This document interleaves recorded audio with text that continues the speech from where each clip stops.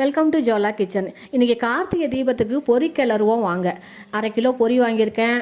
அதை நல்லா இப்போ சலித்து எடுத்துக்கலாம் சல்லடையில். ஏன்னா இது மண்ணில் பொரிச்சதுனால அந்த மண் நரப்பு இருக்கும். நம்ம இப்போ சலித்தோம்னா அந்த மண்ணெல்லாம் கீழே இறங்கிடும். அதுக்காக தான் அந்த எல்லாத்தையும் சலித்து எடுத்ததுக்கப்புறம் அடியில் பார்த்தா அவ்வளோ டஸ்ட்டு இருக்கும். அதை உங்களுக்கு நான் காட்டுறேன். இப்போ இதே போல் 1/2 கிலோ பொரியவும் நம்ம சலித்து எடுத்துக்கலாம். இப்போ அடியில் எவ்வளோ டஸ்ட்டு இருக்குது பாருங்கள். இதோட நம்ம பாகு நிறுத்தினோம்னா அந்த டேஸ்ட்டு கிடைக்காது, நரன்னு டிஸ்டர்ப் ஆகும்.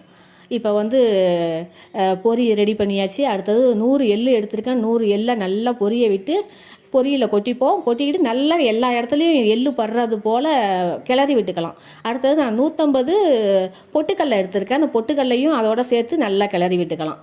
அடுத்தது 1/2 மூடி தேங்காவை நைஸாக நறுக்கி வச்சுருக்கேன். அதையும் நல்லா வறுத்து நம்ம அந்த பொரியோடு சேர்த்துப்போம். இது 3ம் அவ்வளோ ஒரு டேஸ்ட்டு கொடுக்கும். அதுக்காக தான். அடுத்தது மண்டவெல்லம் எடுத்து வச்சுருக்கேன் பாகு நிறுத்துறதுக்கு.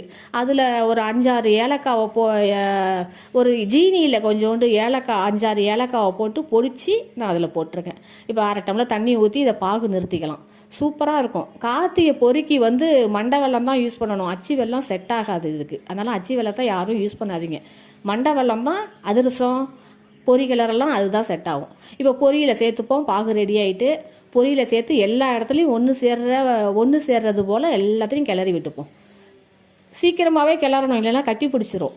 சீக்கிரமாக செய்யணும் எந்த வேலையை செஞ்சாலும். ஏன்னா பாகு கட்டியாக போயிட்டுனா ஒரு இடத்துல பட்டு ஒரு இடத்துல படாமல் போயிடும். அதனால் கிடுக்கிடுன்னு ஊற்றின வேகத்துக்கு கிளற ஆரம்பிச்சிடணும். சூப்பராக இருக்கும். வருஷத்தில் ஒரு நாள் செய்கிறோம். சுத்தமாக திருத்தமாக டேஸ்ட்டாக செய்யணும். அழகாக செஞ்சாச்சு. எல்லா இடத்துலையும் படுறது போல் நல்லா கிளறி விட்டாச்சு. சூப்பராக இருக்கும். 1/2 கிலோ பொரிக்கு 1/2 கிலோ வெல்லம் தான் சரியாக இருக்கும். அதுக்கு குறைச்சி போட்டிங்கன்னா சரியாக அந்த டேஸ்ட்டு வராது. சூப்பராக இருக்கும் இது. நான் இந்த வீடியோ உங்களுக்கு பிடிச்சிருக்குன்னு நினைக்கிறேன். பிடிச்சிருந்தால் லைக் பண்ணுங்கள், ஷேர் பண்ணுங்கள், சப்ஸ்கிரைப் பண்ணுங்கள். நன்றி.